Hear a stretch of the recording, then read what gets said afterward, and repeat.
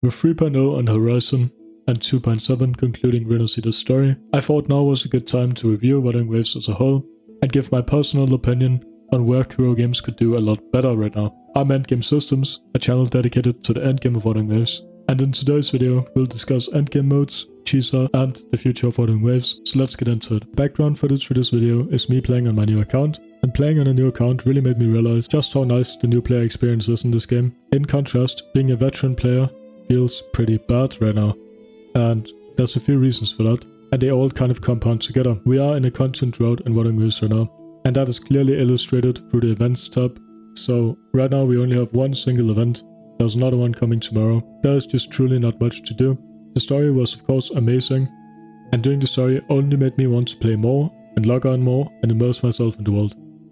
But here's the issue. I have no reason to log on the game most days of the week. So besides doing your dailies, there is simply not much to do in the game. And I understand that that's part of gacha.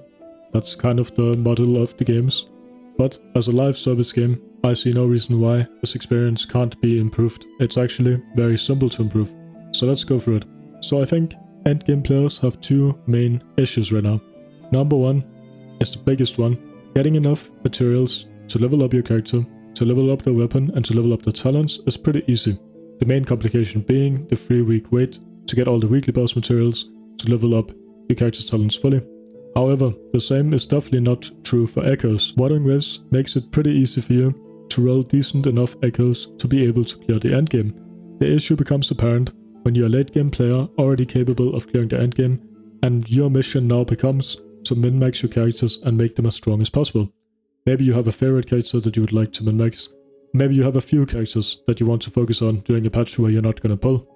But what you will notice very soon is that you don't have enough tuners to keep upgrading your echoes. This lack of tuners and lack of ways to min-max your characters late game, I think that is one of the things that makes the content drought in the game way more apparent, because if you could at least log on and min-max your characters, then maybe having less events wouldn't feel so bad. For reference, if you spend 240 wave plates daily on tested fills, which is the only way of obtaining tuners right now in the game, besides events, you will get a grand total of 80 tuners per day.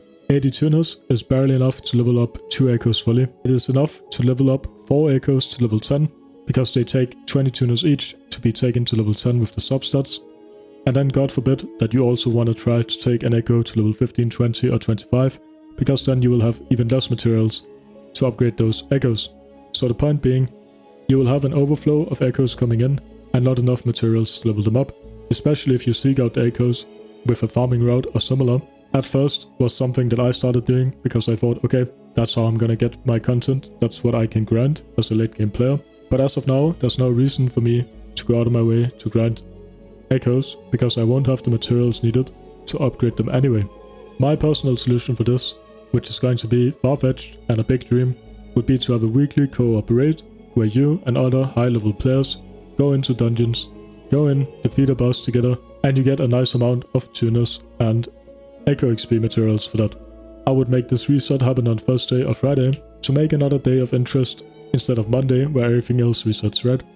I think Wuthering Waves right now desperately needs more resetting content that is worth doing, and I think for me and for a lot of other endgame players, this is a great way to implement it without compromising on the asteroid count of the patch. I think getting tuners and being able to upgrade your characters would suffice, and it would feel worth it to log in and do that, especially if you could do it with your friends, but just in general, right? Obviously, there's a multitude of ways that you can fix a lack of tuners in the game. You can just simply put it anywhere, right? And make it possible to get more tuners. But I feel like this would be a fun way that also solves my second issue, and that is the lack of in-game content. So we have monthly resets of the Tower of Adversity and Whimpering Wastes, split in a way where there's a reset every 2 weeks. Really needs a new endgame mode, a third endgame mode that can spice up the game and be in one of the off weeks, so that there's only 1 week of downtime between each endgame mode. If we got that, that would boost activity and engagement massively just by itself. Then you combine that with a weekly co-op event, co-op raid, and now you have yourself so many more days of interest where you want to log into the game during a patch, right? I think the game needs days of interest. I always enjoyed how live service games has this way of adding stuff to specific days of the week, making themselves part of your week. I think that's what makes live service games what they are. I think that's going to be a very important thing for WUWA to include. While we're at it, let's speak about Whimpering Wastes for a little bit, because I've received multiple comments asking me why I don't include more about Whimpering Wastes, why I don't talk about how strong characters are for the game mode. The game mode is really flawed, and there's only been 2 different kind of Whimpering Wastes so far. The first kind is the one that's way too easy, where everybody can just clear the mode, and the second iteration of it is the one where it's way too hard, and only the top 2 units can clear. So given that the game mode has never had a proper reset, I think the game mode needs significant tweaking before it's worth speaking about as an equivalent to TOA, because TOA is just a much better and more balanced game mode. Now let's speak a little bit about character diversity in the game right now, because the character diversity is actually really good. There are so many valuable and usable units. I was making a tier list for the best DPSs in the game. I realized just how good a lot of the DPSs are. Like almost every DPS has a good use case. For my next tier list, I'm gonna make sure to reflect on that and include ideas for each character and talk about how every character is usable. I think that's going to be nice to include. But the main thing we're going to speak about now is Chisa and the Havoc Bane mechanic. The main concern here is that these special mechanics are usually put onto Rover. So for Chisa and Havoc Bane, Havoc Rover will likely receive Havoc Bane as well and be part of Chisa's team. And this is where the problem comes in, because if you have Sunny or you have Katsafia and your teams rely on Rover to function, you don't have a free slot for another element of Rover, because he will use up his energy in the Tower of Adversity, right, on one side of the Whimpering Wastes. And so it becomes very apparent Kuro has to go back and buff other old units to include some of these mechanics, or they have to start making more 4-star characters that can apply elemental debuffs. That's the only thing I would speak about in terms of character diversity. Everything else is very good. Yeah, Wuthering Waves is very balanced right now. This new Tower of Adversity reset was great. There were so many different ways to clear it. So yeah, what I would really like to see is for them to go back and put Havoc Bane on Tauchi or Danjin or something like that. Make them more viable. I don't think that's happening either, but going back and buffing old units, that's something I'm gonna make a whole video about as well at some point. Overall guys, as a conclusion, 3.0 is in many ways going to define WUWA's trajectory. We're now in an era of very competitive gacha games. I think right now, this content drought has really got a lot of people thinking, but I'm fully on board with Wuthering Waves. I'm planning on playing it for a long time, hence why I'm making videos about it. And I just want the game to do as good as possible. So yeah, for 3.0, I want to see a new endgame mode. I think that's needed.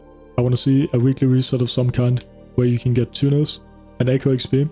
And I want to see more 4-stars and more fun meta additions. Those are the main 3 things I want to see for 3.0. And yeah, let me know in the comments down below if you agree with these things I spoke about today. Do you also think there's a lack of content for endgame players? Or have you actually found something to do? If you have, I would love to know, because I want to play the game more. And I want to do more things inside of the game, instead of just sitting around waiting for my wave plates, right? Let me know down below what you think, and I'll see you all in the next one.